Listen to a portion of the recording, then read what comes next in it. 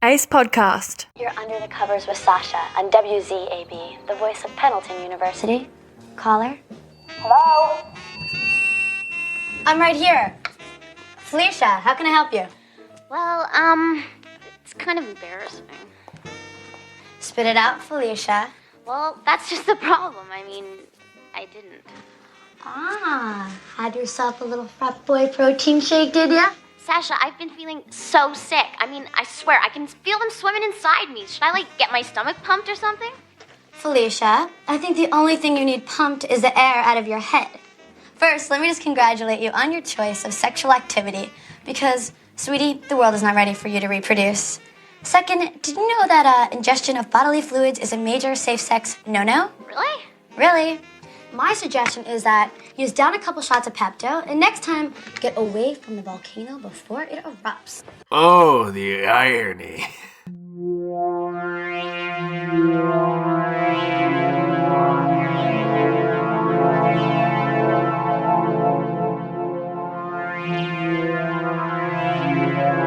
Blood and Black Rum Podcast presents 90s Slasher Month, Urban Legend. Hey guys, this is Ryan from themooninsdeadworld.net, here with my co-host Martin. How's it going? And together we make up the Blood and Black Rum Podcast. The funnest show on the air. That's right, we're going to have a lot of fun tonight. Have a lot of fun. Going down memory lane. That's right, because we're starting our 90s Slasher Month.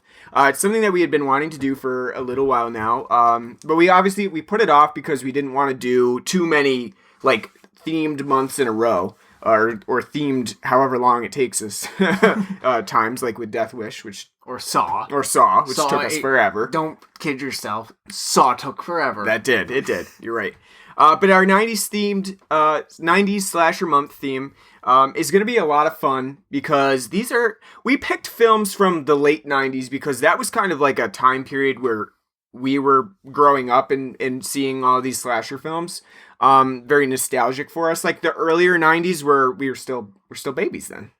So yeah. We don't really have that experience. I mean, obviously we've seen them now in the future, but at that time they weren't really as meaningful to us as the late 90s pictures. I have very fond memories of going to your dad's store. Especially in the later 90s and early 2000s, Video World. Yeah. That was our local VHS store. Rental store, because we didn't have a Blockbuster around here. Nope. It was either Video World or Captain Video. Yep. And just going down the horror section, seeing some of the Dentist. Yeah. Ice Cream Man. Dentist is amazing. Yep. Ice Cream Man. Candyman. Yeah. Yeah, a lot of those VHS covers had a lot of influence on me. And looking back on a lot of some of them, I still get flashes of just walking down the aisles and seeing them and being like, ooh, that one looks like a fun movie that I could check out later. But yeah, no, that's how I remembered The Dentist, because when I was looking up the list of IMDb's list of 90s slasher films, and The Dentist is on there. I remember that and the ice cream. I remember that that and the Ice Cream Man. The Ice Cream Man sticks out too because it's got Clint Howard on it as the Ice Cream Man holding up that bloody ice cream cone. It just sticks out, I guess, probably as a kid too. It kind of stuck out to you. Yeah. What if my local Ice Cream Man did that? They almost did, remember? Yeah, yes, they did. That's right. That was a lot later in life, but still, that's pretty funny. But anyway, for our first week for the 90s Slasher Month, we're doing Urban Legend, which we kind of talked about it in last week's episode when we were discussing what we were going to do for this month, but don't worry, we do have it finally nailed down. We do have the schedule nailed down. But Urban Legend was a big movie for me during that time because it was on all the time on USA Network. And they were always playing Urban Legend. I was saying the beginning of this film, I feel like I've seen 100 times because I would always catch it at the same time where they're screaming Bloody Mary into the door. The opening scene of being in the car and her saying oh yeah, yes, yeah. No, you're right, because in the early 2000s, 2002, 2003, they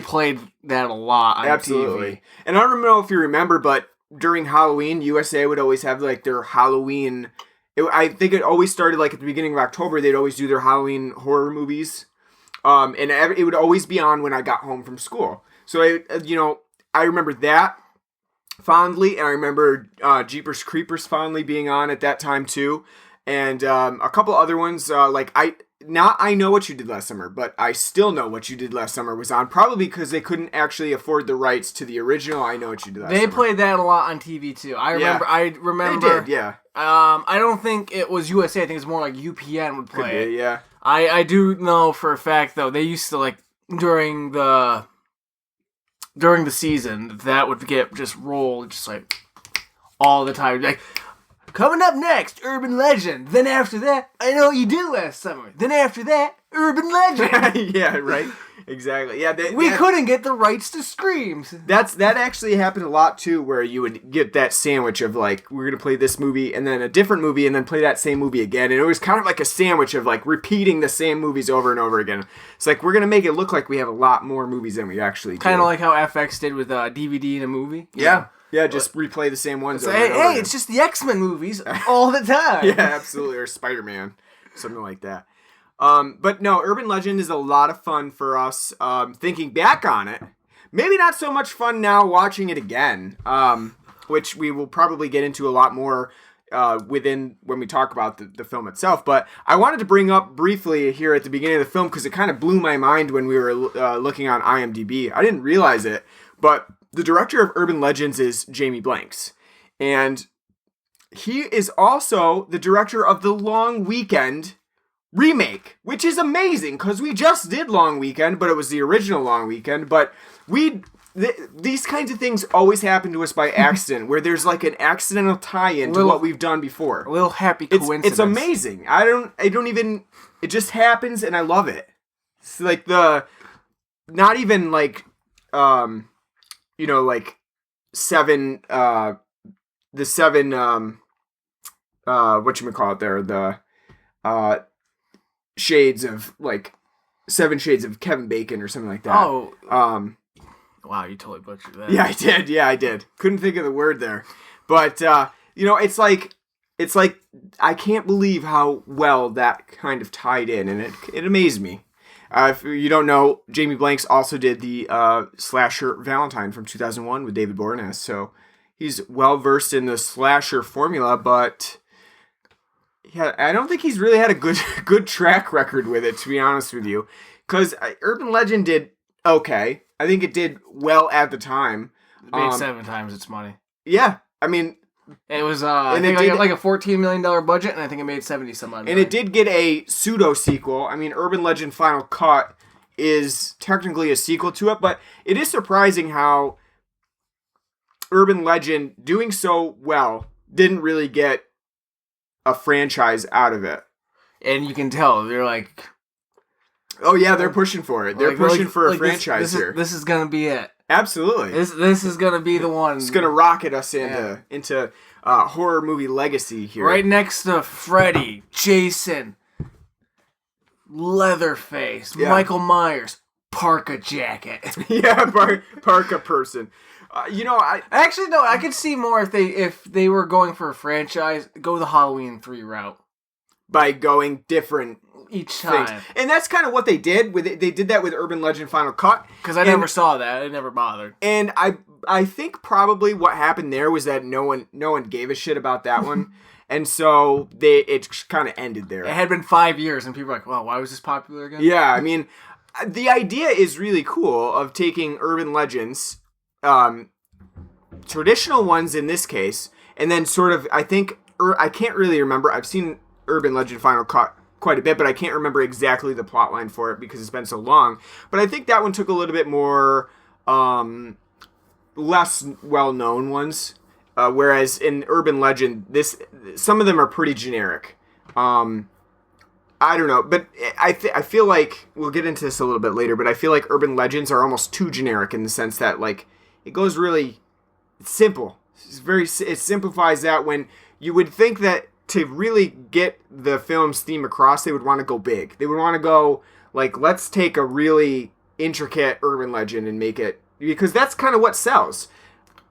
You need something to differentiate. In urban legend, I don't really think that it differentiates itself very much from those other slasher films of the 90s, like Scream. It's like I Know What You Did Last Summer. Very much I think Scream ripoff. Absolutely. It's totally a ripoff. I mean, they even do that sort of in the film itself. We can talk about all this a little bit later when we get into the depth, but I'm not going to blame him for trying to be a ripoff. Absolutely not. I mean, just go where the money is. Yeah. You go where the money is, and that's what they did. And I think, like you said, making 7 times its money value really is impressive, and showed that that's where it was at. That is what everybody wanted.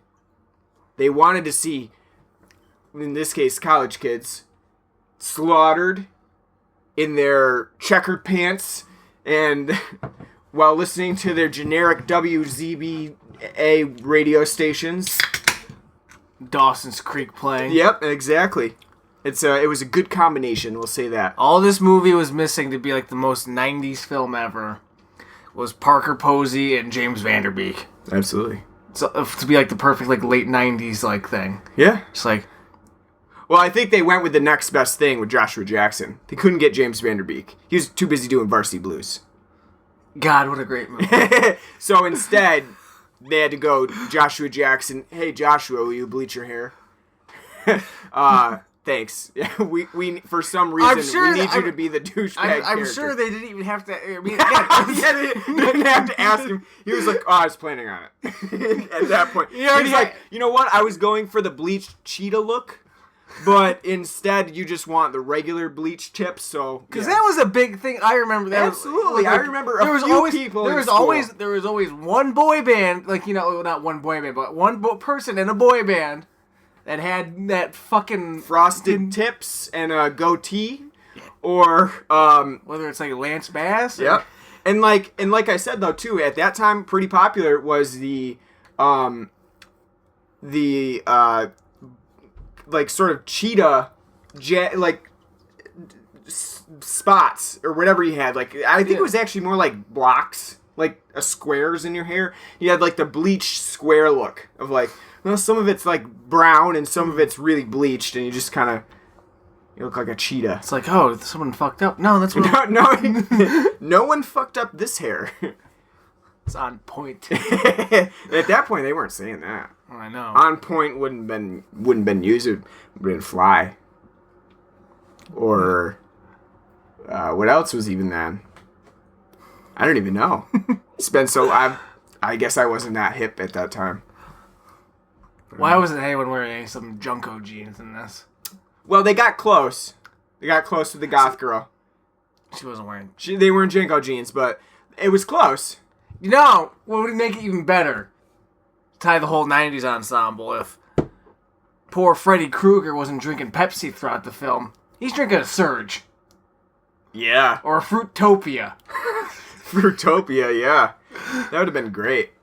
But those are both Coke products, so I can see why. Yeah, Pepsi had the advertising down. So they were stuck with that. And I think no, they only actually used Pepsi one time in this film, though. But Pop Rocks makes an appearance like a couple times, so, I mean, that's a kind of a candy staple. Even though you never actually see people actively walking around with, like, I've got my Pop Rocks in here, I'm bringing them to the movies. You know what I mean? They've still been around for forever. They're a novelty. You go to any... like old-timey shop, or if you're like at a tourist attraction, they got like a sort of gift store. Pop Rocks are fucking there. They've got like the tourist areas down. My favorite is Charleston Chews, and when they're like, try them frozen. It's like that's a practical joke, isn't it? You break your teeth. Yeah, eat this Charleston Chew frozen. What a great idea. Assholes. Yeah, it amazes me though, like how well Pop Rocks have done. They're around. They're still around. It's probably still leftover from the 70s. Yeah, that's true. They don't ever go out of style. They've just like been sitting around like, oh, we can still sell it. It's like candy corn. Like, yeah, pretty much. It's all made in 1935, and it's just been sitting around like, yeah, still got some more candy corn. Just distribute them out again. You probably got to open the package and put them in a new package just to update it. Yeah, update it. Make sure it's updated. But yeah. Are we gonna forego our beer talk this week because we don't really have anything new, unfortunately. Might as well. We don't have anything. We failed this time. Yeah, I know you had said pick up a Dos Equis because Cinco de Mayo. That was terrible. I apologize for that terrible accent. He took French class. Yeah, that's right. Yeah, I apologize for that accent, but I can't roll my R's. It's not hard. I can't do it. Lord. My tongue doesn't work. There's that no way. R's in Cinco de Mayo anyway. Cinco de Mayo. No, I know. I'm just saying. I also can't roll my R's. I can't do an accent, and I can't do my R's.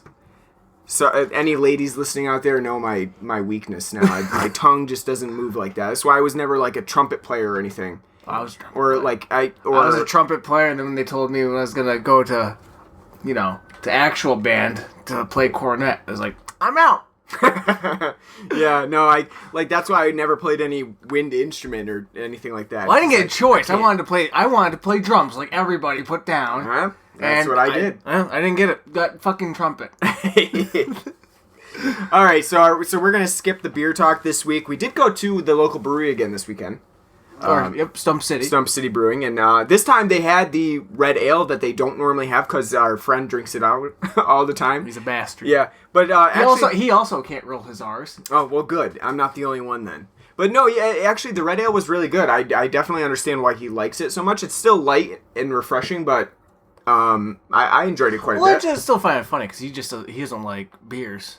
Yeah, so red ale for him is kind of strange. Well, I always said that'd be a style he kind of liked because he's always like, I like darker beers, like stouts, but Yeah. he doesn't. It's not like he has a palate. It's like I can discern from this. He's a baby. He has a fucking Founder's Breakfast Stout, one of best stouts in the world. It's been sitting in his fridge for like 5 years. He's like, I'm gonna use it for stew one day.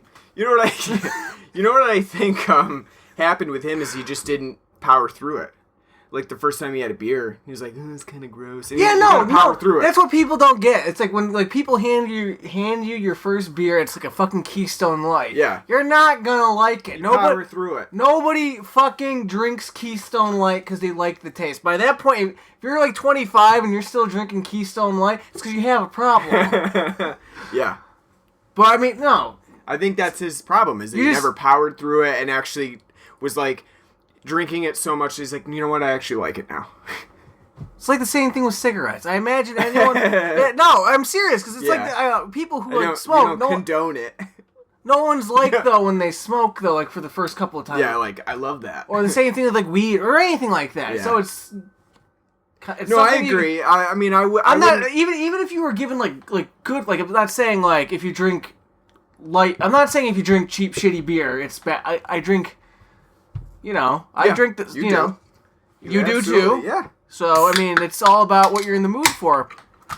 I got Miller Lite sitting at home. Mm-hmm. Love it. Can't Not gonna say it's the best beer in the world by any stretch of the imagination, but time and season, it's been refreshing. That's right. But anywho, even if like your first time like drinking beer, someone's like, "Here, have a Sam Adams Boston Lager," or like, "Here, have this," Imperial Stout. Right. You're probably not gonna appreciate it and like it. Yeah, you got to power through it. Like I said, that like my first beers, I wasn't really a fan of, and then you power through it, and then I had like a blueberry ale or something like that, and I was like, it's actually not too bad. Not, and then I proceeded to get trashed and watch the Super Bowl. So that's how it works. If you're unsure about beers, you just keep going until you like them. I wouldn't condone it with cigarette smoking. I mean, I wouldn't say power through until you like smoking. It's probably not a good idea. It's a good thing that you don't like it on the first smoke, but it's a telltale sign. That's right. I really should stay away from this one. Well, that, and if you live in New York and a pack of smokes being $12. I think the only thing that you don't really experience that from, and I'm not speaking from experience myself, is like crack or heroin. You're probably gonna like it on the first try. Well, it's gonna be your best high ever, and then that's the point. You're always chasing it. Gotta get the pink dragon. That's right. You're chasing that first initial amazing high. The same thing with sex too. The first time, 1 minute in, bam, that was amazing. Subsequent times, I'll take it or leave it sometimes. Now you're old and it's like that's right. Now you're old and you're like, I could do that, or, well, I do have 40 more hours in The Witcher 3, so I guess I'll put the time in there. I think you're not giving The Witcher 3 enough credit. Yeah, no, I'm not saying that You could play The Witcher 3 and then watch Geralt have sex. Right, and not saying that it's a bad thing, or like, I'm saying that's the other option, and sometimes you take that instead. Being an old person. Or you can do both. That's right, or you can do both. Multitask. Yeah. You can have sex while playing The Witcher 3 while Geralt is also having sex. Amazing. Inception. Some people like that. I'm sure there's people who dress up as Geralt and have sex. More power to them. More power to them. It's all about that role playing. All right, we've effectively wasted the same amount of time we would if we talked about beer. Not talking about beer, but talking around beer. So, let's get into urban legend, because I am excited to talk about it. There's sometimes when we do the podcast where it's like, we watch the movie, it's a fine movie, but it's hard to find specific things to talk about, because you can only say so many times, it was a good movie. It was okay. Yeah, or it was an okay movie. I think that's the reason why, especially with like podcasts and like video reviewers, they either pick good movies to like, like this is why it's really good movies you gotta gush about. Or really shit. Yeah. No one wants to do like, yeah, I saw All Dogs Go to Heaven. we did that though. We did that with Cats and Dogs, and it was hard. I know. That's a hard episode. If we go back and listen, it's probably not a good episode. Because, like, what do you say about it? It's like, well, Jeff Goldblum was pretty nuts in that.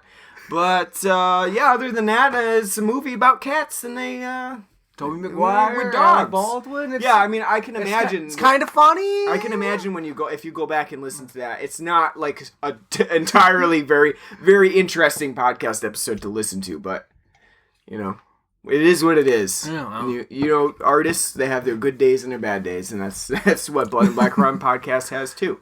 But I think this is going to be a good day, because we got urban legend to talk about, and I guess I'll start off by saying that what a cast! what a cast! That's right. That's the first thing that you notice, because you're getting the credits early on there, and you're like just going down. I was going ape shit with it, because first off, Jared Leto pops up, and I was like, Jared Leto's in this? He gets top billing too. Top billing. This is before Jared Leto's, Yeah. Joker. Yeah, it's. I want to say, I don't even know if 30 Seconds to Mars was a thing at that time. Was it a thing? Was 30 Seconds to Mars a thing at that time? I don't think so. I don't believe so, because this was 1998, and I don't know their debut. Oh, they formed in 1998, so they formed at the same time. But they didn't release their debut album until 2002. So I don't really think he was a thing, like a big thing at that point. Well, what's his other credits at this point? Because to be honest with you, I don't really know Jared Leto's work that much. I don't either very, very well. I don't know it, but I just don't. It's kind of astounding. Oh, he did My So-Called Life, so he was in TV show before that, which was pretty popular. My So-Called Life, and a couple other films, but nothing really big. So to me, it's pretty surprising that he did get top billing, if only because, and in this kind of slasher film, you generally expect the final girl to get top billing. Which she doesn't. Right, exactly. Alicia Witt gets secondary billing. And she's more important to the... Absolutely. She's more important. Yeah. And obviously, you are expecting Rebecca Gayheart, who plays Brenda, to get, not the top billing. When you think about, after you see the film, it's like, well, it makes sense that, she's not going to get like a secondary billing or something like that. She gets third. So, but I am very... Do you think, because I don't think in the movie they had, I can't remember if they had Jared Leto in the movie actually billed first, but do you think maybe after now, like after all these years, they maybe, did the old switcheroo to be like, oh, he's more successful? I don't know. No, I do believe that he was billed top, first billing. Because remember, that was like the first thing that popped up, and I was like, Jared Leto's in this? And then I saw Alicia Witt, and I was like, you know what Alicia Witt's in now? Lifetime and Hallmark Christmas movies. So I really do believe, I think that he was top billed. But this cast is stacked. Because Rebecca Gayheart was in a lot of 90s films. So she would have been big at that time, too. Jawbreaker being. Yep. A film that I remember greatly from my youth. Absolutely.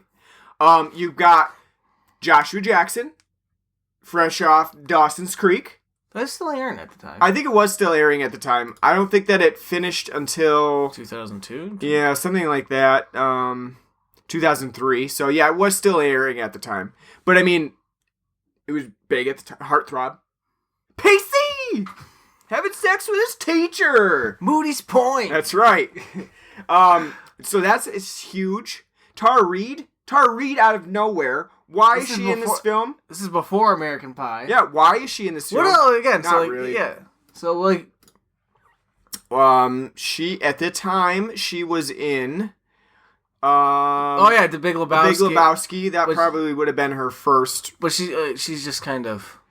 And also, Days of Our Lives was one of her recurring roles there. But yeah, this was like kind of the first start of her late 90s, early 2000s career. Well, now that I think about it, no, it does make sense. She probably got just like, because again, American Pie, Big Lebowski, and this all came out in 98, so they were all just kind of probably like just random gigs she just got at the same, I would think so. Her casting agent was really good at the time. You gotta give him that. Her plastic surgeon, not so much. Yeah.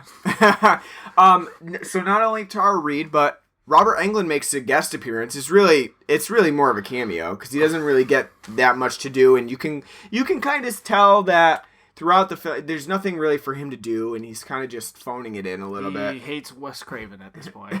Like, damn you for we could have had something after New Nightmare. Yep. He's kind of phoning it in at this point. And but what a corduroy oh my curtain he's wearing. Oh my, yes. He has a very ill-fitting corduroy jacket that goes down to his knees and the baggiest pleated pants you ever did see. A 5 o'clock shadow like he went to the local fucking tavern. Because they're in New Hampshire, so he's not at a bar. He's going to be at a tavern fucking drinking gin and tonic probably all night. I love it. He looks like such a stereotypical, like, professor. Not only that, but he's Professor Wexler. I know, like, that is, yes. That is the stereotypicalist professor. Because, yeah, I mean, at that point, definitely you were expecting professors to wear corduroy jackets like that. Glasses. That was the epitome of, like, you're a professional. Did that sweater have like the shoulder pad? Oh, I don't know. The shoulder, the elbow. You couldn't see because like the little elbow patches. You couldn't see because he was wearing a corduroy jacket. He's working so hard under the midnight oil. Protect my elbow from any tendinitis there. While the midnight oil burns. Yes. No, I love it. I honestly. If I was going to that college, I would take Professor Wexler's class. I want to learn about urban legends. Why would you go to a college of 3,500 people? I did. I think mine had more than 3,500. But I mean, I feel like I didn't go to I went to SUNY Oswego. Mm-hmm. I think that's like 13,000 to 15,000. Yeah. I mean, I went to a small school. I know you did. I mean, still, but it's like, well, you went to like a Massachusetts state school though. Yeah. So even though it's small, tuition's not bad. No. It was really cheap. I imagine this fucking school, I don't think it was a cheap school. A New Hampshire like state it's a private institution. No, it looks pretty expensive. So if I'm like dropping like 40 grand, at least 1998, okay, so maybe like 20 grand a year. Yeah, but it sounds pretty freaky on campus, so maybe that's why people go. They have a sex talk radio. Uncensored at 11 p.m. You can go to, like, fucking Ohio State where there's, like, 70,000 people. True. There's going to be a party everywhere. Like, hey! True. You know. True. Yeah, I mean, if you're going to spend the money, you might as well go If that's, like, what your goal in going to college is, like, drink and go... You might as well drop your load in as many things as possible. Go to the school that's, like, the fucking biggest. That way you know, like, you're going to hit, like, the whole... There's going to be, literally, like, in, like, Syracuse, there's, like, a whole... fucking like 3 roads like dedicated to like frat houses and shit. True. You just make your way down through. Just like, yeah. Didn't get into this one, got into that one, didn't do. No, I don't know. Yeah, you're right. Just think of the logistics of logistics. Yeah. I like that. Yeah, I like that. The other thing that's really interesting about this the cast is that it has Danielle Harris in it too, best known for Halloween 4 and 5. And it's surprising because she's a goth. Yeah, I totally, like, just seeing her real quick when you see her, like, in those moments. I didn't recognize her. You can't recognize her, like, from now, what she looks like now and what she looked like at, at a younger age. She looked like she tried out for the craft, didn't get the role, and then thought, this is my moment to show them. That's true, yeah. And I can do goth. I can do goth well. Yeah, I mean, I was surprised to see that too, because I definitely didn't remember her in this film. And even watching the film, I didn't really put 2 and 2 together. It's like, oh, Tasha's Danielle Harris.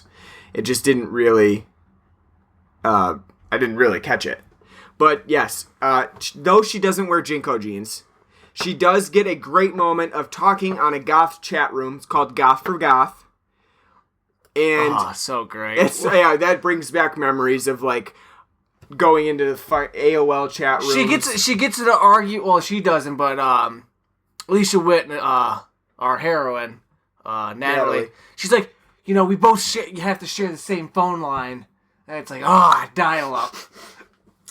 And she has a brick of a computer. It is a laptop. Yeah, massive, a massive laptop. We were joking because there's no way that now if somebody had that laptop that would ever be getting on a plane. No way. Not only that, I said if I hit you over the head with that thing, you're dead. Yeah. If I hit you over the head today with like a modern lap, but like, check out the Windows Surface with the MacBook Pro, you would be like, what the fuck just hit me? Yeah. And I would be out of $300. Yeah. Because my shitty little thin laptop decided to go. Yeah. Oh, yeah. Get muster, It's too bad that laptop did not get used as a weapon. Would have been smart. It would have been a great thing to especially have. Like when like the ones that had like the handles on top. That's true. They did have it. There was like kind of like a laptop briefcase. Yeah, you just like grab the top and just swing it. Oh, let me gather my files, and you literally grab your laptop briefcase, and then yes, we're not making fun. We realize that people really did have these things back in the 90s, and it was the best you had. Well, people are gonna say the same thing about our shit. Like that's true. Like that's true. Fucking iPhone. Yeah. It was really It was stupid. No, but now we got these chips in our head. What we talked about too is that this film makes a lot of use of the library, and that's an amazing thing because, like, at that time going to college, like, you actually had to do some work.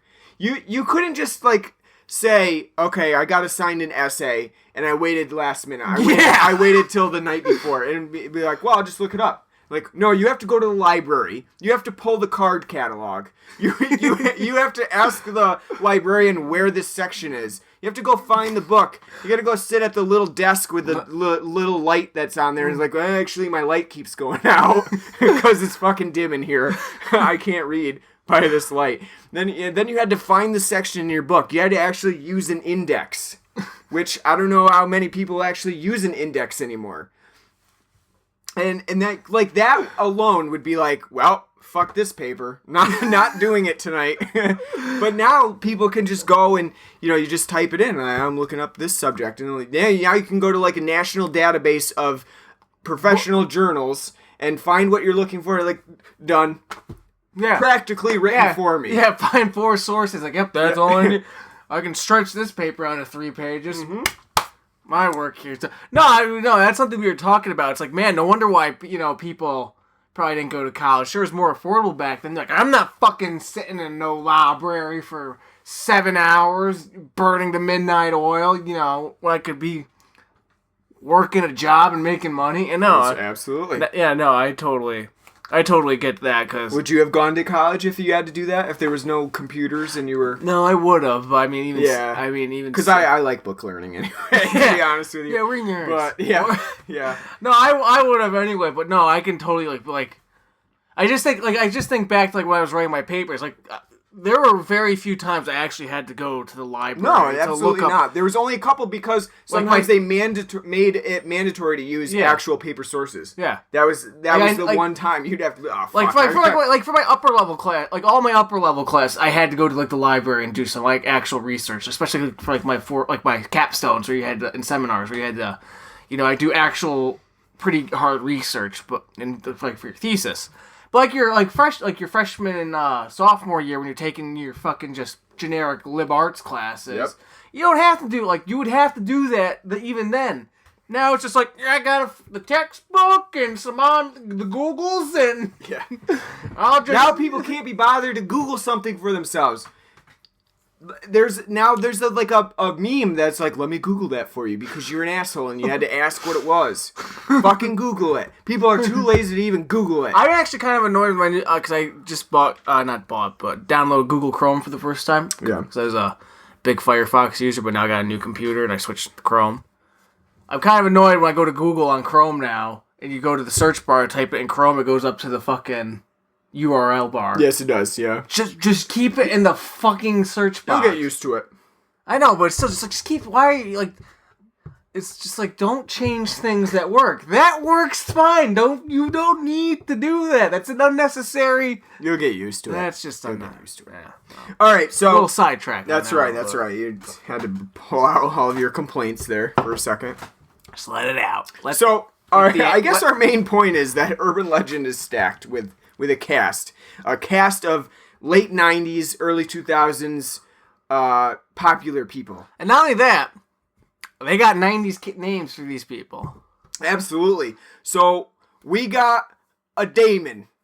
We got a Parker. We got a Dean. We got a Tosh. We got a... No, Dean is the dean. The dean of students. He's not fucking Dean. No, his name's not Dean. No, but we do have Damon, Parker. We got a Reese. A Tosh. A bitchy girl. Yep. And like literally all of these names are not popular anymore. None of them are popular. Not many people are named Sasha, except for in The Walking Dead. Nobody is named Tosh anymore for a first name. There aren't any Parkers. Everybody hates a Brenda. No, there's no one. You should not be naming your daughter Brenda at this point because I don't know why, but it has bad connotations. It just sounds it just sounds like a 50s name. Like you're gonna be like, yeah, Billy Joe Sue. Yeah. Yeah, really. Don't name your kid Brenda. Or Damon. I think Damon's the worst. You think that's the worst offender? Yeah. Damon. Why you got Matt Damon's last name as your first name? You're doing that backwards. No, I love it though because those are totally the kinds of things that you would think of when you think of like the late 90s names, especially in movies and TV. Because it wasn't just popular to take like popular names at the time, like Justin. Those are popular names at the time. No, it's not okay to just take those. If you're gonna have a cool teen movie, you gotta have cool, weird fucking names. Like Pacey. Yeah, like Pacey. Or Parker. Dawson. Yeah. You could literally list the whole Dawson's Creek. Most of the ons, like any that end in like ON, those are the cool names at the time. So it's not okay to just have like the regular names. You got to go. You know that these people are really cool just by their name. Their name alone makes them cool. They were born for greatness. That's right. They were born for it. But we love the 90s throwback stuff. It's great. It's amazing. A great trip down memory. As I told you, I can't wait in 4 years when we start seeing people like like early 90s rap's gonna come back. Not just like gangster rap, but like Will Smith, like, no, this is a story all about, like, that's coming back, people. We're gonna slowly slowly go from the neon 90s, which took the late 80s and blew it up, and then we're gonna go back through like a grunge and then like boy band phase. It's coming, and like, I can't wait. I can't wait. I'm gonna be telling the younglings like this is my youth. I remember the 90s better than I remember the 2000s. I can't wait till we get like the permed hairstyles back. Oh my god. Jewel's gonna have a comeback and people are gonna be like, this is great. This is amazing. I love the yodel acoustic. The Alaskan yodeling folk music.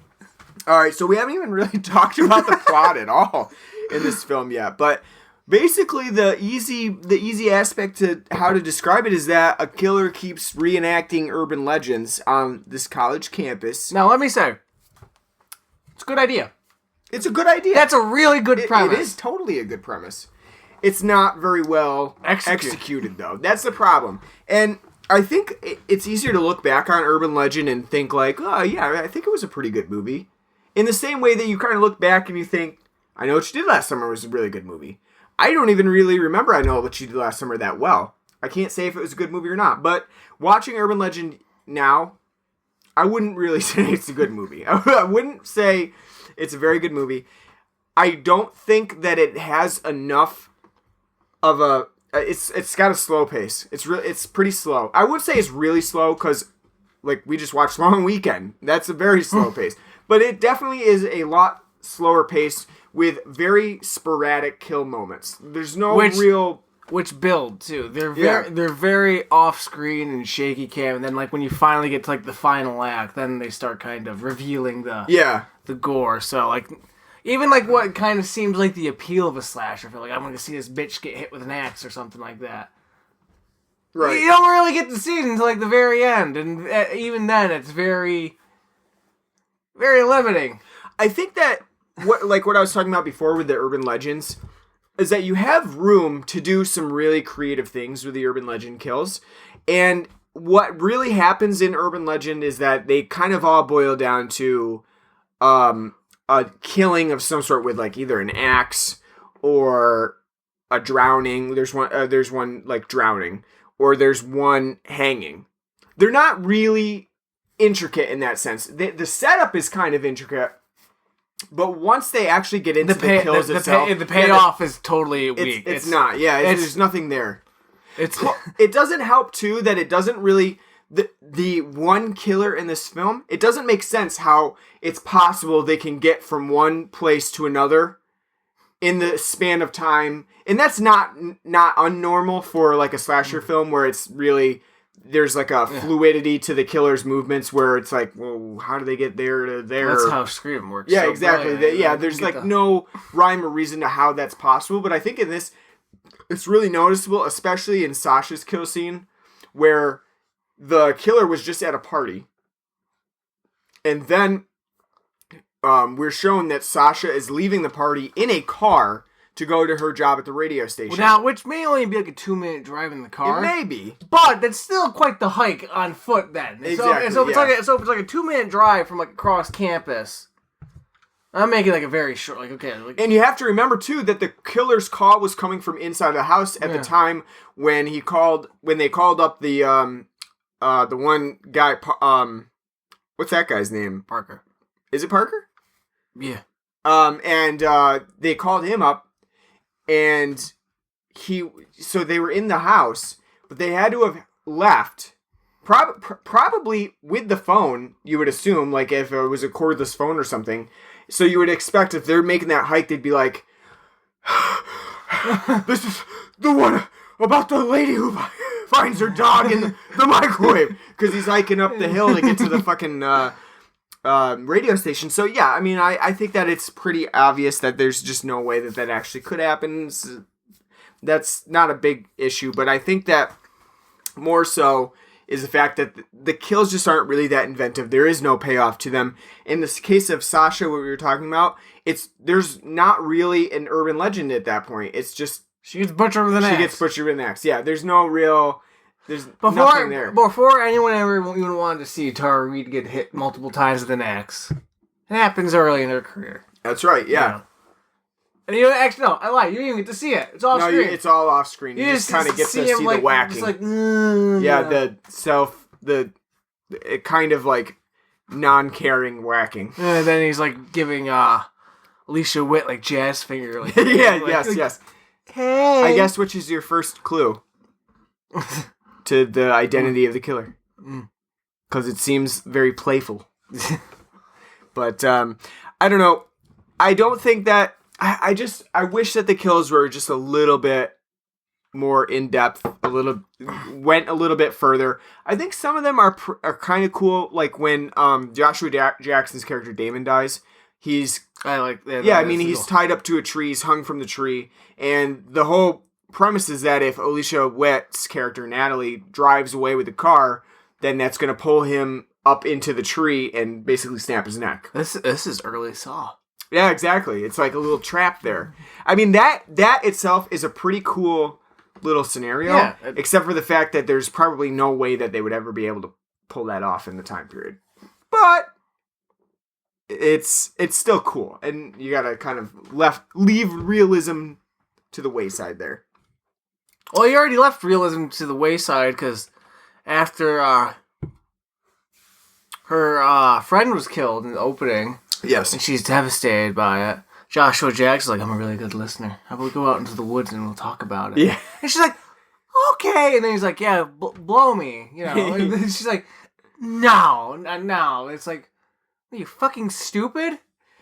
Why would he just like, oh, we can't talk about this, this moment here. Let's go out to the woods in my shitty car, and also the fresh air will make this blow by blow talk that much more impactful. You know, if your friend was just recently murdered on campus too, or by campus, you would expect that she'd be very concerned about going anywhere alone. Yeah. So, but I think that in this film, the main final girl, Natalie, isn't, I don't know how likable she is, really. I mean, how much are you really rooting for her? Nobody in this film is not likable. really. I don't really think that she's likable in the sense that you're really rooting for her to overcome this, because when you do hear the backstory in the flashback of why that she's being hunted down by this killer, there's a little bit of sympathy, but I don't really think that it comes through in the way that the writer intended, that you're really supposed to sympathize with her because she was kind of at the not really a part of the manslaughter of killing this young man after they do the gang initiation urban legend. Which, by the way, didn't stop it. By the way, nobody thinks one, New Hampshire gangs, 2, like, oh, just because they like drove up and did the the little headlight game doesn't make it's gang. They're 2 fucking rich white kids, Yeah. Just joyriding around like assholes and happen to commit manslaughter in the process. Like, and they had the paper like, some part of gang initiation. What gang? What do they? No, it's fucking that part kind of. That just annoys me because it's. I love the flashback though, because that is so 90s flashbacks. Like, you have to have the fade away, the camera like flashes. The camera flashes a different color, a different hued color. We're not. It's not 1999 yet, so we're not at the neon green yet. The Matrix has not come out yet. Alicia Witt has her perm. And then in the future, she has straight hair. Her friend, Michelle, played by Natasha Gregson Wagner. Which, I guess, like I told you, there must be a lot of Natasha Wagners in Hollywood. They got their SAG card, So she's had to throw that middle name in there. But anyway, she's got, like, the ultimate 90s cut, the, like, not quite bob haircut, because it goes down, like, not, like, a little above the shoulders, but her bangs are super short. Looks like she just got done going to like a Sixpence None the Richer concert. Yes, I could totally see that. You got that reference? I did, yeah. You know that great. Yeah, I know. Terrible cover of the Law's awesome song. I love that. Yeah, Kiss Me is actually a good song, but yes, I definitely agree that she does look like she just came from. That's probably where she was coming from. A Sixpence None the Richer. Exactly. And then she was chilling out with the campus radio. Going with some oldies. I know, God, think about it, like, it's listening to Total Eclipse of the Heart, and even in 1998, it's like, that's an oldie. Yeah, yeah, right, yeah. What does it make that now? By the way, I love to belt that song out in Rock Band. Why not? I do it anytime I play Rock Band. I make people listen to me sing Total Eclipse of the Heart. I think, like, well, in that scene, when they have the flashback, you're not really sympathetic to either of them, because that was pretty fucking stupid. Yeah, no, her friend, Michelle's definitely, like a borderline psychopath. Yeah. Like, why would you just continue to do that? Why would you continue to flash your lights like an asshole? If I was the kid that ended up getting killed from that, I would have. Slam your brakes on. Brake check the fuck out of them, because you know what? When I'm driving, I mean, I don't have great eyesight to begin with, so when people are driving and they got their fucking high beams on, it pisses me off so much. It's like, absolutely. So I can only imagine, even like with somebody who's got great vision, like how they feel taking in all that fucking light. But I just don't think that is that scene doesn't paint her in a good light, because obviously at the beginning she's laughing about it, and there's no real we don't get to see her being like, well, hey Michelle, maybe you should stop. Maybe you should stop being an asshole here for a second, slow down a little bit. Even as a teen, I never thought to be like, hey, let's just drive my lights off, and when somebody flashes me their lights, be like, hey, turn your lights on. Yeah. Do a fucking Yui, and then follow them with my high beams on until they fucking... No, I don't believe that any teenager would be able to do a Yui in that boat anyway. I don't believe, like a quick U-turn like she does in that. I don't believe it. Like she's off the Fast and the Furious. Right, no, that's like a professional boat U-turn. With the cars back then, with that specific type of car, I don't believe it. I don't believe it's possible. It's because she's a woman, isn't it? No, it's not because she's a woman. I don't think I would be able to do it in a boat like that. I don't know. That scene's not a very... You make it sound like she was driving a Vista Cruiser. Well, it's pretty big. It's pretty big car. I don't know. I think it's pretty big. Pretty ugly. All the cars in this film are ugly. That's for sure. I don't like Natalie so much in this film. I don't think they did a really good job with her, because I think for a final girl, you kind of want to be rooting for her in this case, and almost have a motive that seems outlandish to her as a person, but makes sense to the crazy person. Mm-hmm. But in this case, it kind of makes sense. I mean, not to go on a killing spree, committing urban legends everywhere, but for Brenda, it makes sense that she would be a little upset. Especially when Natalie has never really shown remorse for it until the rest of her friends get murdered. You know what I mean? There's never been that time where it's like, I'm feeling bad today because I killed somebody. Because I helped to kill somebody. I got slapped with probation. Yeah. I don't know. I just don't think that she's a very sympathetic character in that sense. So you're not really rooting for her, really. No. Jared Leto is a very, very, very poor man's Ben Affleck in this film. And if you've seen early Ben Affleck films, like him in like Good Will Hunting and the films that earned him Razzies. Yeah, Mallrats. No, he didn't get Razzies for any of those. I mean, it's not like no, that's true. It'd be Geely. Right, yeah. But no, it's not that. Like I'm not saying because Ben Affleck's not bad in Good Will Hunting. It's a great film and everyone's great in it. He's great in it too. Same thing like in Mallrats, though he's got a small bit. He's still great fun in it. Even more so in, say, Chasing Amy, where he has a bigger part in it. But even still, Jared Leto in this film is acting like Ben Affleck in those films, but nowhere near the talent level that Ben Affleck had back then. And now too, obviously. I'm just so that's what he came across to me. He's like, oh, I'm a younger, less talented Ben Affleck in this film. He is so wooden, so bland, so bored, so your stereotypical. Well, I work for the paper, and I gotta find out the truth. Yeah. Yeah, I don't recall any of my newspaper friends covering such hard-hitting news at their local colleges. Like, there was a murder 2 towns away. No, that didn't get in the paper. No. That wasn't something that they wrote about. No, it was more like, let's do a senior profile. The Oswegonian was like, so here's like an interview with President Deborah F. Stanley about like all the funds we're getting. Yeah, exactly. No hard-hitting facts about multiple murders on campus. No. After that, he's got, like political things to say. Like, I got something to say about this administration that Clinton's running. God damn. But he is not very good in this film at all. He's bad. Yeah. But then again, like I said, everyone in this film is bad. Yeah, not really. Alicia Witt is again, she's not likable. And not only because her background isn't doesn't make her likable. She's also very fucking wooden. Yeah. And very like, oh no.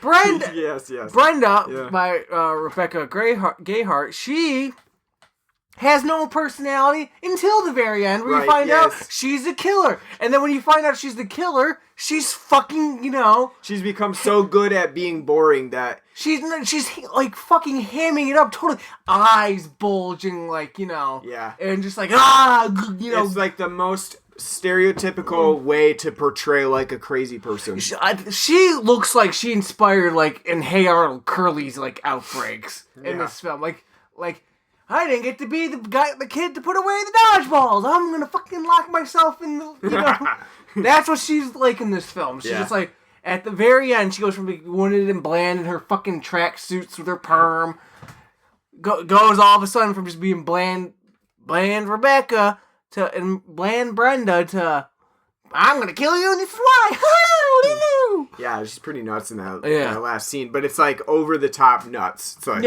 wow, you can take it down a notch there. Yeah, it's pretty crazy. And Tara Reid just plays Tara Reid, just like basically, yeah. She strokes a mean microphone. How do you, on a scale of 1 to 10 from watching that, what do you think her hand job would be? I would probably go with like an 8 or 9. It looks pretty good. I don't know. It looks pretty delicate. I like how she popped the top off the microphone like she would have to do with a dick. Or is that not everybody's dick? Just mine. Maybe it looks pretty good. Maybe give her an 8 or 9 for technique, but probably a 2 for enthusiasm. That's probably what I would say. She won't even look you in the eye. It's like, we're gonna get this over with. All right. Somewhere Tara Reid is listening to this and is very upset. And she's probably jacking somebody off. I'm hoping that she will want to just prove us wrong. Challenge is yours, Tara. Yeah. Accept it. If you accept this mission. That's right. I think what we haven't talked about, and I really wanted to talk about, is the presence of the same goddamn parka on campus that everyone seems to have. LL Bean had a sale down. I don't understand why everyone in this New Hampshire campus, in the springtime, which it doesn't even look, it's not cold outside because people are, like, Tara Reid is wearing, like, a spaghetti strap. Well, we're getting mixed messages. You're right. She's wearing like summer outfits. Natalie's wearing like fucking turtlenecks tucked I think that's intentional though, because normally the final girl dresses very, prudish. And you've obviously got Tara Reid who's like, oh, who's putting it out there? I'm doing a Kama Sutra tonight and going through every single move in the book, testing it out. Oh my god, her vagina is raw. But you're right though. We are getting mixed messages. Like, how cold is it? I don't think it's parka cold though. That's my argument. One character's sweating, the other character's breathing, like cold puffs of cold air. See, the newscast saying that it's going to be very rainy says to wear your fucking slicker. It doesn't say wear your parka or your like Eskimo outfit. It's not going to be snowing. It's raining. By the way, that's a word I haven't heard in years. Nope. Slicker. Nope. That's something your grandma would say. Grab your slicker and your galoshes. That's, you know what I mean? That's not something that normally... maybe that's a New Hampshire thing. Maybe they say slicker all the time. Or a New England thing. Yeah, New England. I don't know. I don't know. It ain't... That's definitely not said in New York. My time in New England, never heard it. Never heard slicker. Oh, you lived in New York. Yeah, Light. basically. In New York Light, yes, New England. That's true. But still. Yes. I've not... like I said, that's a word I haven't heard until I haven't heard since I was like 8 years old. Correct us if we're wrong. I mean, maybe it's common, but I don't hear slicker often. But I know slicker does not equate to parka. So no one on this campus should just be running around with parkas all the time. There's like 6 people with the same parka, and it doesn't add up. It's like the prevalence of North Face now. Except for the fact that literally everyone has this unisex parka. I don't like it. Someone wore... The thing that bothers me, someone wore a parka to the pool. Why is someone wearing a parka to the pool? I know, in her bathing... Yeah. A hooded parka to the pool. I don't understand it. That was stupid. Yes, it's stupid. Oh, you know what we didn't talk about? The window between killers thing. Oh, yeah. That happens not once, but twice in this film. An age-old trope. That's a trope from the 90s by far. A tale as old as time. stolen from Scream. You got the window between the TV station. I know you did last summer. Did it too? Yep. And now in this one you've got two. You've got Alicia Witt between window and the pool, which it doesn't amount to anything, but still there's a window between them. Yeah. Then you've got the radio station with Tara Reid and the killer. And does it make it suspenseful? No. There's nothing suspenseful about that. I don't think I think the Sasha scene by far is probably one of the worst scenes in this film. Not only because it goes so easy on, like, it doesn't even try an urban legend, for one thing, but also because at that point, they just given up and gone, we're just going to go like Michael Myers route. She's going to slowly walk around with an axe while Tara Reid's lipping around. Yes, and she doesn't, like, go to the floor that has an exit. She's on the second floor. She goes to the third floor. Why would you go up? Why would you go to the third floor? What's the point of going there? Well, as I told you, yes, and she goes up to the third floor, and then you see like the killer is starting to walk up to the third floor. It's like, why don't you fake her out? The elevator's gonna beat her up there, so just they know you're going to the third floor. Just hit like, all right, we're gonna go down to the first floor now, and then or have it in between floors, and then hit like the fire stop. Yeah, and so you're locked in. You're like, you can't get me, bitch, because I'm pretty sure she's not smart enough to like.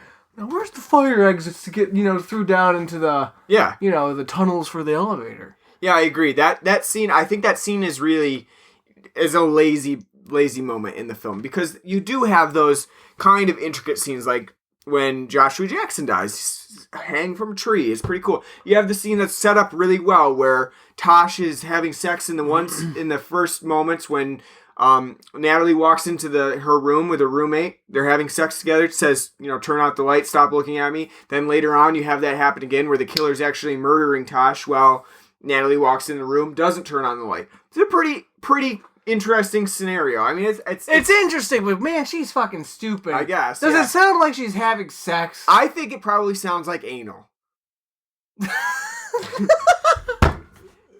And she's just assuming, you're trying something new tonight. That's what I think. What? She's biting a pillow? Like, maybe. I was thinking more like BDS. I mean, maybe because she's got she's gonna be into kinky shit. So getting foot jobs and BDSM. That's my. That's what kind of what I was thinking. But even still, like you kind. Yes. Even if you're like don't look. Even if like even if you walked in like I want to go to bed and you're gonna like probably peek over like give it a little thumbs up, see like what's going on, get some tips, pointers, something like that. 2 thrusts to the left and bam to the right. Yeah, that's her key code. Yes, but I think that's still creative. No, it's creative, but man, it's just like when you wake up like the next morning, you see that it's like I'm a dumb bitch. Yeah, right. Yeah. Well, that was a murder. There was a murder. I know. Next to me. I even slept through the whole him painting blood on the wall. yeah, and it was like I had to been. I think it was close to her bed too. It's like right across the wall. It was like right across her bed there. So he's probably standing like right above, like it's amazing. And teabag like before that was even a thing. Like I'm gonna do this on V-bag. It would be a V-bag, yes. But yes. I don't know. What else you got? You got anything else? What do you think about like the red herrings in this film? You mean like how they kind of make it out to be Paul for a long period of time, or the janitor, or Robert Englund? It's pretty common. No, I know it is, but I'm saying like how do you think the whole? I don't think they work very well because I think that it's a huge stretch to even think that Professor Wexler would ever be in on it because he's barely in the film at all. So like no one is going to be assuming like, oh, it's definitely him. He's not in the film. He's literally in the film for like 2 scenes because I think that's all they could get him for. Robert Englund was like, yeah, I'll do the actual scene in the classroom and I'll be the dead body for like a couple seconds. And you use that. I think that's totally out. Even if you're watching for the first time, there's no way that you think that it was him. I think with Paul, that's a little bit more believable to a point until at the party, Parker brings up the fact that he would have motive to fake or to do all these urban legends so that he could fake a news report about it.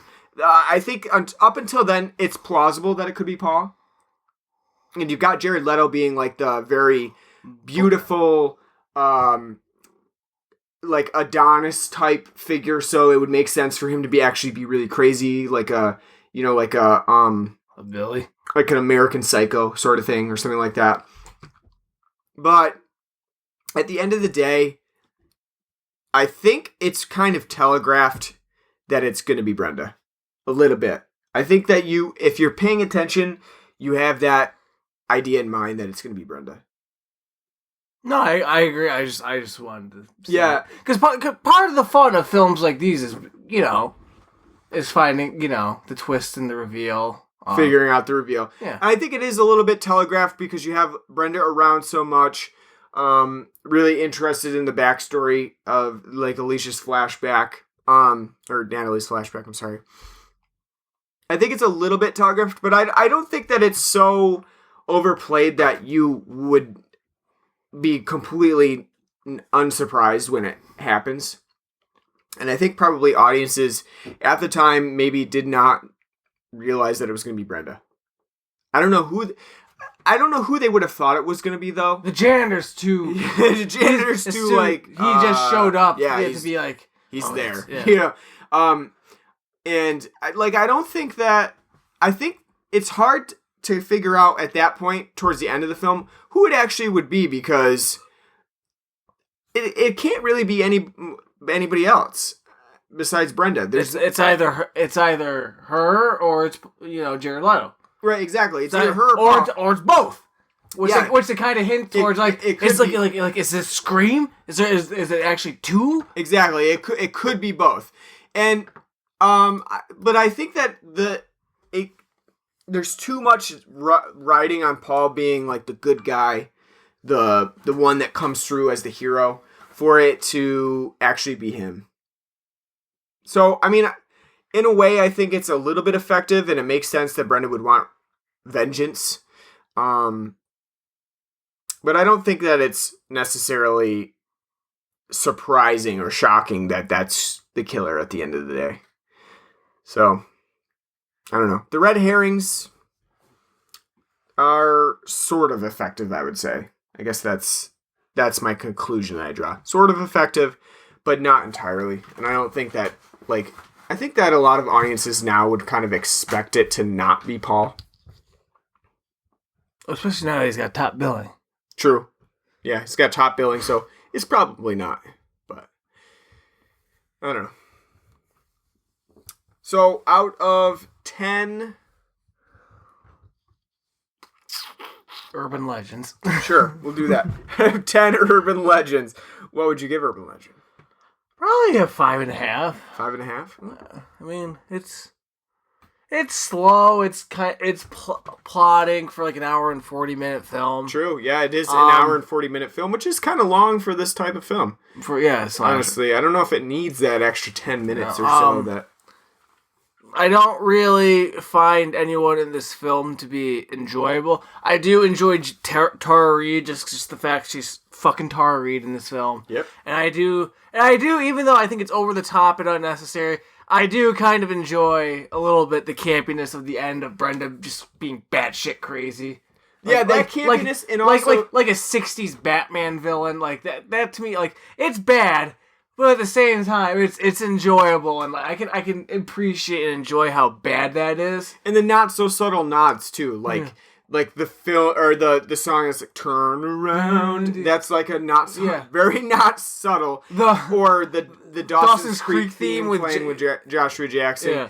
Like none of those things are like moments where true fans would like pick them out and be like, "Oh wow, that was like a nice little like homage to the film." No, it's not subtle. Everybody will pick up on those moments and be like, "Oh, huh," kind of get a little laugh out of it, but like a jokey laugh out of it, but it is kind of fun in its own way. So, but I mean, I think the acting in this film, besides those 2 points, pretty bad. I think the premise is unique and a good one, but I think the film I mean, it just fails at it. I think the kills are like they're great ideas, but they're not paid off well at all. I think the fucking Michael Myers style ending is fucking stupid. Mm-hmm. I mean, I understand why they're doing it. It's like, oh, you know, slasher. Right, yeah. You know, but even still, the whole... Shot out a it window. just doesn't... Yeah, no, it doesn't even make any sense. And then her, like, fucking getting thrown from a car into a river, which looks like it's shallow. Looks like it's deep, but apparently it's shallow. And then you find out at the end, oh, Brenda's still alive to do more of this evil bullshit. Because, again, that's how we, like, you know, like, oh, you know, they're banking on a sequel on this one. Is because, you know, she's still alive at the end to spread her terror. Ha ha ha ha. But at that point, she has even no motive. Just to do it. She's pissed off. I want to fuck people up. I want to just kill anybody. But I mean, it's a good idea. It does have some enjoyable parts.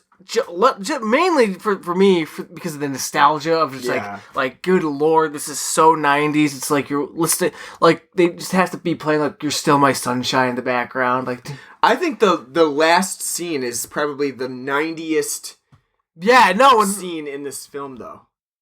Yeah, it's great. However, amazing. Yeah, like bowling shirts, Spice Girls outfits, neckerchiefs. Yep. Yeah, grease-like neckerchiefs. Just amazing. Just an amazing moment. But that's where I mainly get my enjoyment from this film. Is just watching like going down. That's like I honestly think if the nostalgia for me for the 90s wasn't like kind of holding, this would be like a 4 out of 10. Probably. I agree with that. I think that it's the nostalgia factor that's really booing. And it's not even for the film's sake. It's because like the cultural references. Like, look at the 90s. Yeah, I know. Look, exactly. like, man, like we thought the 60s were gonna come back. We thought Oasis were gonna be the next Beatle. No, it didn't happen. The 90s girl ballads that you get throughout. Yeah, it's amazing. That's the big thing. But yeah, overall, like I said, 5.5. I think it's a slightly, and for me, a 6 is average, not a 5. So I mean, it's slightly below average film. It does have some. Again, like I said, if you grew up in the 90s, you'll appreciate the film just because of like the 90s references. Other than that, if you didn't grow up in the 90s and say you're later on millennial than we are, you're not gonna be anything. You're gonna be bored here, and I don't blame you. It's not a good film. Yeah. It's definitely a very weak slasher film. It's not suspenseful. The slashing is fucking minimal. The acting's bland, not even like enjoyable. It's bland. Yeah. The score, we haven't even talked about the score, but that's because there's nothing really. Yeah, nothing. I mean, so overall, it's a 5.5 only because of the nostalgic references. If I didn't have that to cling on to, I would give it like a 4. Yeah. It's a very bland film. And I guess I think I would probably give it a 6, but that's just also because of the nostalgia reference. Just loving all the 90s stuff, and also just remembering seeing it and remembering it being a little bit better than it was. So I think that's probably the main reason why I would give it a 6. Other than that, yeah, I don't think anybody coming back to it now who hadn't seen it before or hadn't really lived in the 90s would enjoy it very much at all. It's not one of the staple points of 90s slashers for sure. Even though it did make a good chunk of change at the box office and do well in the same way that some of the other slasher films were, I think it's probably because of its copycat nature at the time, and it just came out at the right place at the right time. It was just like, boom, this is a big thing at the time. People are going to go see it. I'm not a fan of reboots and remakes. I think though with the concept of this is interesting enough to where it would lend itself to a remake and a modernization of let's take this idea of urban legends and it being like a motive to kill and just really focus on that and pick you don't have to scatter in like a whole bunch of different urban legends to be like, look at all the references we're making. Like, pick a few and, then, stick to it and then just hammer that in well. And I think you would get a much, much better film. And then it would lend itself more to it as a franchise because then you could just Yeah. Yeah. If it it would even work better as like a TV series. I was thinking that TV series. Like, some sort of like a TV series or anthology, something like that. Like a Tales from the Crypt or a Creep Show. Yep. And you could do something like that. Like, especially if you did a movie for it, you can do a Creep Show where you have like 3 different stories and have like it kind of be like Are You Afraid of the Dark, where it's like people telling these urban legends around like a campfire. Revitalizing their urban legend. Yeah. Changing them up a little bit. Yeah. I think that's kind of like what creepypasta has become. A little bit like creating urban legends. But most the distinction between those is that most creepypastas just are not good. Because they're written by people who don't write. Well, they're just fan fiction. Right, exactly. It's fan fiction. And then most of them are just not well written. And that's, I mean, it makes sense in a way because they're just... Fans. Yeah, they're just fans who are writing. But at the same time, like if you try to listen to something like... And I know a lot of people do like it, but listening to like the No Sleep podcast where they read actual creepypasta that was written and posted on the Reddit No Sleep subreddit, a lot of them are just really terrible. We listened to one episode and I was like, this is awful. This writing is horrid. I mean, I've never listened. No, I wouldn't recommend it. I'm not really a fan of creepypasta. I'm not either because I think that a lot, like I said, a lot of them just aren't very good. To me, I don't find them creepy. A lot of them are just not creepy to me, but I see the appeal, I guess. I see a lot of the appeal. I just think that they're more so written by people who don't know how to write well. They haven't really studied writing, and they're read by people who don't read that much, to be honest with you. But I realized I offended a lot of people just in that, but that's my opinion on creepypasta. But anyway, you're right. It would be great as like an anthology series, I think. And it would be really interesting to see them take it on as like a sort of remake or something. I think that it's definitely due for that. All right, so next week we are continuing our 90s horror month with another classic film. This one we did not mention, but we're going to mention it now. We did mention it a little bit, but we didn't decide on it. Well, we always said 2, though. We were like, we're definitely doing the urban legend, and I Know What You Did last summer. And then True, and we didn't really decide on the rest of them. And actually, lucky for you guys, there's 5 weeks in May. So, you're getting an extra episode. You're getting 4. Something like that. We are, next week, we're doing The Faculty.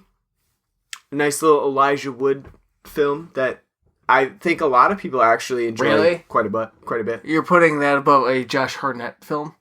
Absolutely. I think you should be putting... I love Elijah Wood.